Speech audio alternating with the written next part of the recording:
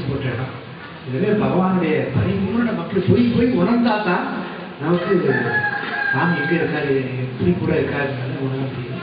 இவை என்னுடைய வர்றவங்களுக்கெல்லாம் சாமி சொல்றது கூட. இப்போ நீ பாருங்க, சேதுராமன் அன்னைக்கு வர்றாரு, கம்ப்யூட்டர் எத்தனை வச்சுருக்கீங்க அப்படின்னு. பழசும் புது ஒன்றும் இருக்குது அப்படின்னு உடனே ஃபோன் பண்ணாரு.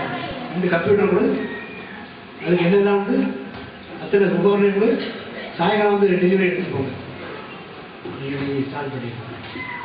அடுத்தாப்புல ஒவ்வொரு இதுலேயும் பகவான் இப்போ பாருங்க தொழில் இனிமேல் இது மட்டும் இல்லை, இந்த ஊரில் உள்ள மட்டும் இல்லை. இப்போ பாருங்க பார்த்தீங்கன்னா இந்து கிறிஸ்டியன் முஸ்லீம் எந்த பாகுபாடு இல்லாமல் எல்லா குழந்தைகளும் அழாப்புறம், நம்ம கண்ணங்குளத்துக்கு இருக்க செட்டிக்குளம், கூட்டப்பொடி, இப்படி எல்லா இடங்களிலும் குழந்தைகள் கம்ப்யூட்டர் பயிற்சி. அதாவது வரலாற்றிலே யாரும் கம்ப்யூட்டர் பயிற்சி இல்லாம பண்ணல. சாமி நினைச்சு பண்ணணும், பெய்யிட்டே இங்க தொட்டா தொடங்கும். அதே போல குடிச்சு அவரே சொல்றாரு, சேதுராமன் வராரு, சாமி குடிச்சு தொழில ஒன்று படிக்கும், நான் ஒரு மிஷின் வாங்கி தரேன் சொல்லி அவரு உள்ள மிஷின் ஏற்பாடு பண்ணல. கேபியில் வரல, புரியுது காலையில் போய் எடுத்து போறாங்க. குடிச்சு தொழில், அதாவது இந்த பாக்குமட்டை நம்ம சாப்பாடு போட்டோம் இல்லையா, இந்த பாக்குமட்டை தயாரிக்க ஒரு மிஷின் அனுப்புறாங்க. இப்படி யாரும் நம்ம தொழில் பண்ணால் அவங்களுக்கு அரசாங்கத்தின் மூலமாக நம்ம வாங்கி கொடுக்கலாம். அப்போ அதை வச்சு அந்த குடிசை தொழில் காணிப்பத்தில் சுவாமி ஆரம்பிக்க போகிறார்கள். இந்த பிறந்தநாள் இதுதான் அந்த இதெல்லாம் எழுதி போடுறோம். இப்படி ஒவ்வொன்றா பள்ளி பெருகி கோபுரமும் குடிமரமும் தாபுரமும் தண்ணி தரங்களும் எல்லாமே வரும் என்று சொன்னது உண்மையிலே சத்தியமாக போவது என்று கூறி இங்கே வருகிறவர்கள் யாரும் பல்லாண்டு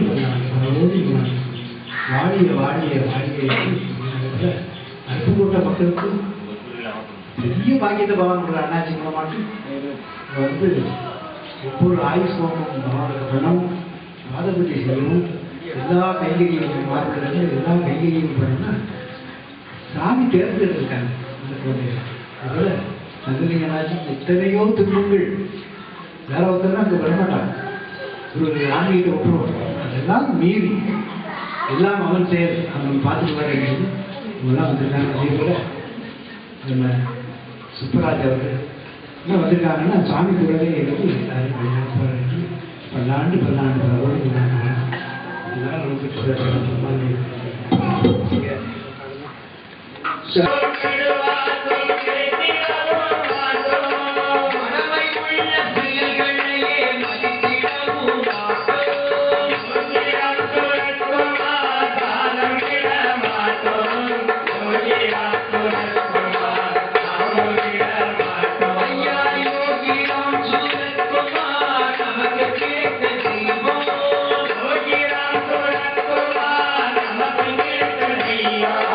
நாமம் சொல்லி